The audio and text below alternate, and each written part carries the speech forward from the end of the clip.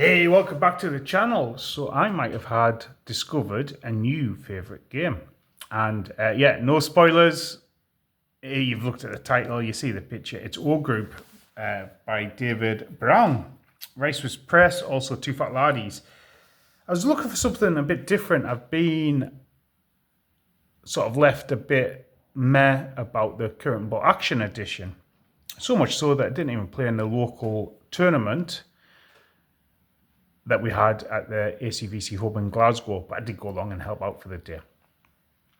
But I do have loads of 15mm World War II, and I fancy doing something with them. Now, previously we used them for rapid fire. They are Flames of War figures. In fact, there's a force there, which is the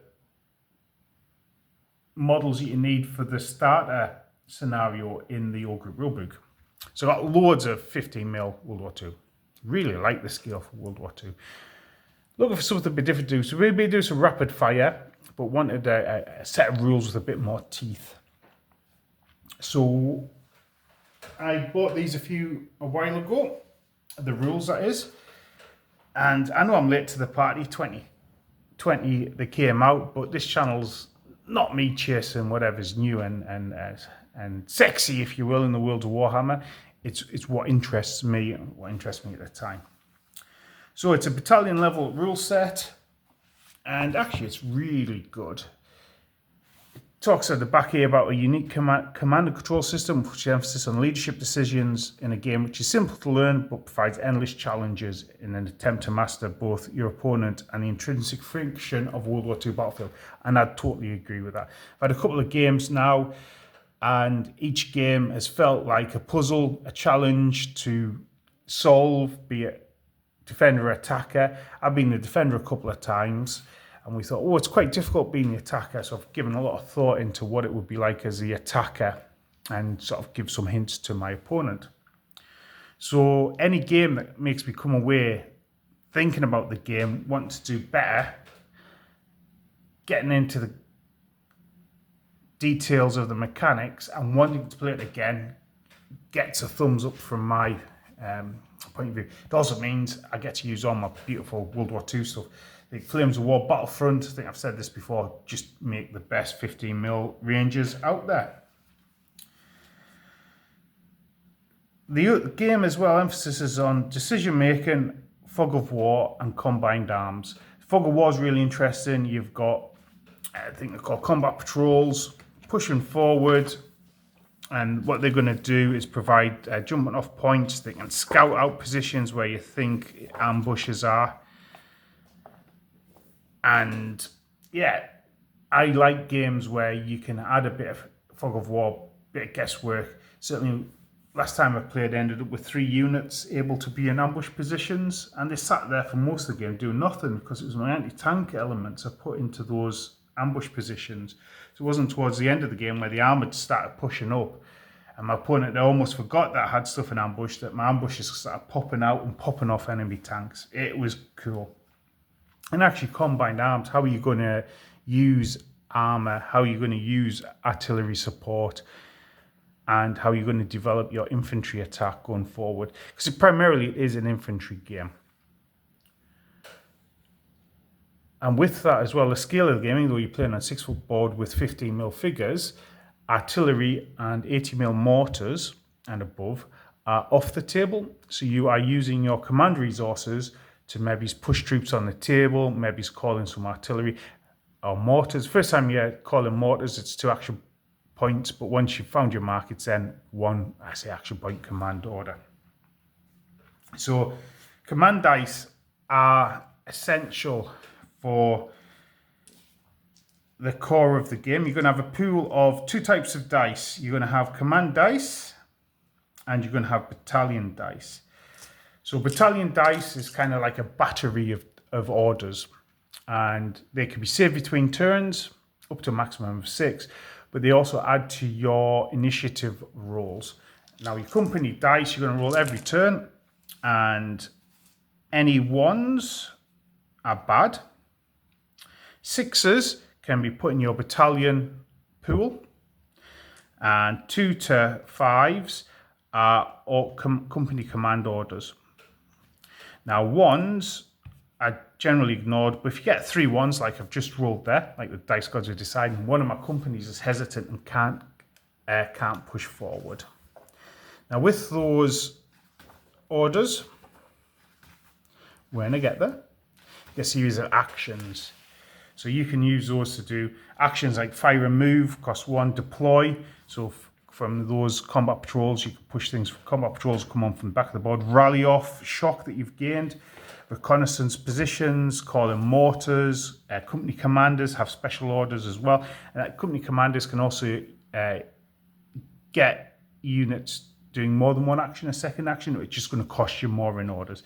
Call in artillery, consolidate objective. So you might set yourself an objective halfway up the board, consolidate, so another company can start using that as a jumping off point. Regard reaction fire as well. So the person with the initiative is going to play first, and they actually get a bonus dice generally. But you're going to have to save your order dice maybe to react to them doing stuff. Or if you'll go first, save some order dice to react to the enemy doing first. So there is going to be a point where the battle might turn and you're able to claim initiative. If you've banked up some battalion dice, maybe it's a good turn worth of company order dice, you're able to turn the battlefield, take the initiative and push back on the enemy. Certainly, there was a very noticeable feeling in my last game around turn 4 when that was the case, where I went from being the defender to them being an aggressive defender and start pushing back my enemy. The other thing which is really nice with shooting is you're going to use, let's say you've got 3 sections, they've got 2 dice each. Okay?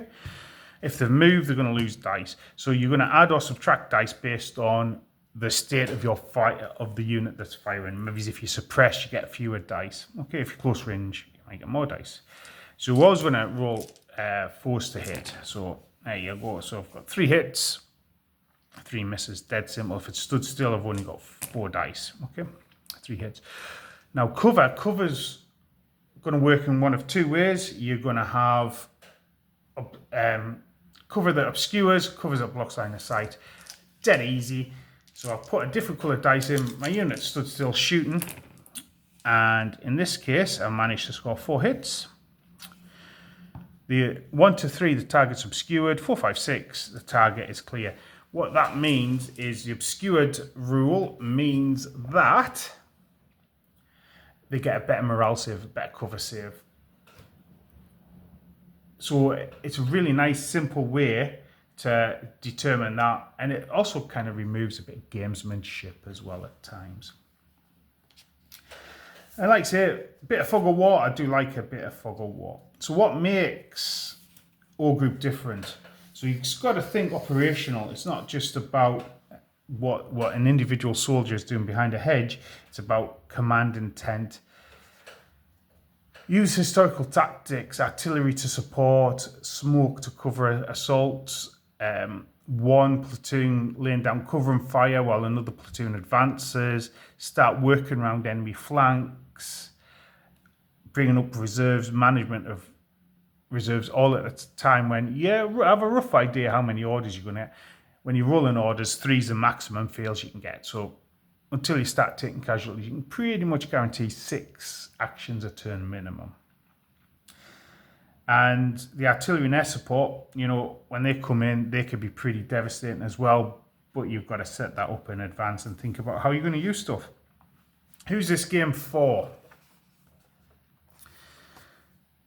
This game isn't for people who kind of want a more Hollywood effect where all your units are acting all the time and cinematic action focused on the individual units. Maybe it's like V for Victory or Bolt Action. What it's for is maybe fans of Chain of Command Battle Group, people who enjoy scenario play, recreating historical engagements, people that maybe want a bit more bite to the rules and what you're doing on the tabletop, and thinking about how things kind of interact and support each other. What we've played this scenario, the assault on Christot, Normandy 44, a couple of times at the club, and even though we are still certainly in our learn to play phase, we managed to get the game set up and played and felt good, and a decent result at the end of it, and packed up in a normal club night environment. And like I say, I'm going to go into detail about the army, but that is pretty much the force that we're going to use. Don't think it would be necessarily good for competitive play and maybe tournaments, but you know what? That's not really the sort of play that excites me these days. Now, it does have loads of charts and tables, and you get these in quick reference sheets. It also has an index, which is good as well. So yeah, wrapping up. Overall, All Group is a superb rule set that rewards planning, historical thinking, and command level focus. If you want something that makes you feel like a battalion commander trying to manage the chaos and friction of the battlefield, as well worth a look. If you've got thoughts on All Group, give us a shout. There's a couple more videos planned.